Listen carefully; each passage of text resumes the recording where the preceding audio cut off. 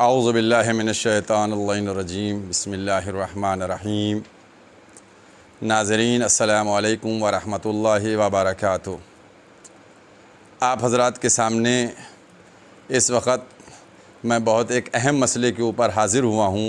और वो मसला है सुल्तानुल मदारिस का। सुल्तानुल मदारिस कि जिसके ऊपर बहुत ज़माने से गवर्नमेंट की निगाह है किसी तरीक़े से सुल्तानुल मदारिस को कब्ज़ा कर लिया जाए। आप अगर ये ज़हनों में हो तो कई दफ़ा ये बातें सामने आई थी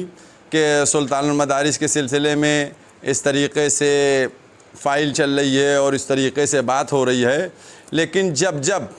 ये बात सामने निकल के आई कि मेडिकल कॉलेज जो है वो सुल्तानुल मदारिस को लेना चाह रहा है, तो कुछ लोगों ने आकर इस बात की तरदीद की कि नहीं, ये रवायत गलत है और ये रवायत गलत है, ये बात गलत है। लेकिन मैं जो आज आपके सामने बैठकर गुफ्तगू कर रहा हूँ आपसे, एक एक कौम की फ़र्द से, लखनऊ से लेकर दुनिया के जिस जिस कोने में भी 12 इमाम और 14 मासूमीन के मानने वाले, उन सब को मुखातब करके मैं ये कह रहा हूँ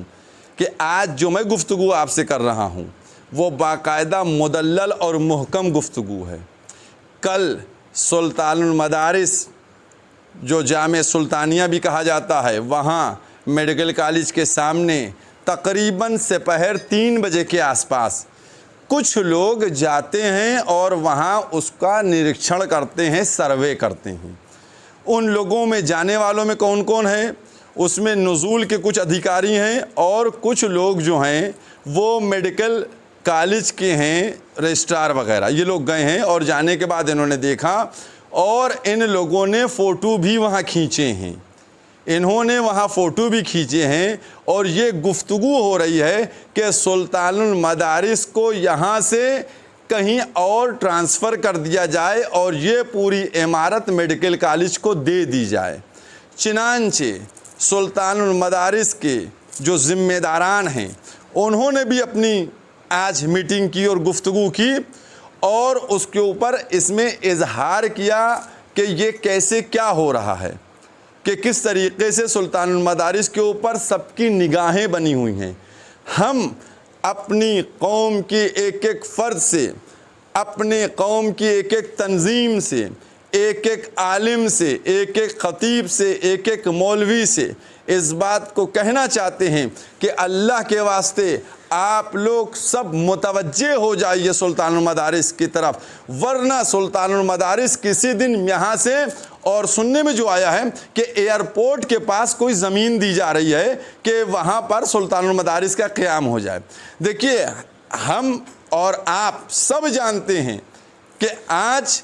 या मैं क्यों आपसे बात कहूँ, हम इसी सुल्तानुल मदारिस के एक वाक़े को लेके आपके सामने बात करना चाहता हूँ। और वो बात क्या है कि कुछ साल पहले जब सुल्तानुल मदारिस में दीवार तोड़कर ज़मीन लेने की बात की गई थी और जब चूना डाला गया था निशानदेही के लिए, तो सबसे पहले मैं गया था सुल्तानुल मदारिस में और मैंने सबसे पहले सदाए एहतिजाज, ज़िलहिज का महीना था, सदाए एहतिजाज बुलंद की और उसके सुल्तानुल मदारिस के कुछ तलबा भी गवाह हैं और अभी अल्हम्दुलिल्लाह मौलाना शफ़ीक़ साहब भी मौजूद हैं, वो भी इस बात की तायीद करेंगे।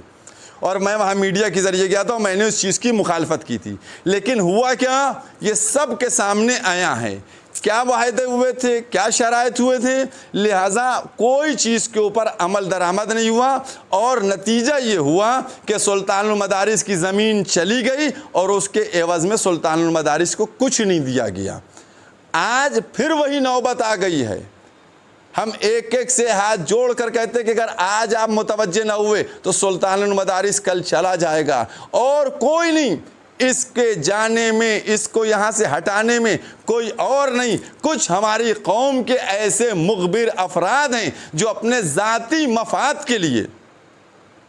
हुकूमत से मिल जाएंगे और उसके बाद कह देंगे कि बिल्कुल सही है, आप सुल्तानुल मदारिस को पढ़ दिए, पढ़ाई वहाँ भी हो सकती है, पढ़ाई यहाँ भी हो सकती है। हुसैनाबाद ट्रस्ट, उसके अंडर सुल्तानुल मदारिस है, क्योंकि जो ज़मीन है सुल्तानुल मदारिस की वो हुसैनाबाद ट्रस्ट के नाम अलाट है, हुसैनाबाद के अंडर में ज़मीन है। लिहाजा हर एक को अभी से मुतवज्जे होकर सदा एहतजाज बुलंद करना चाहिए, वरना जिस तरीके से कल राम स्नेही घाट तहसील वाली मस्जिद को रातों रात बराबर कर दिया गया, उसी तरीके से खुदा न करे खुदा न करे खुदा न खास्ता कोई ऐसी नौबत सुल्तानुल मदारिस के सामने ना आए। लिहाजा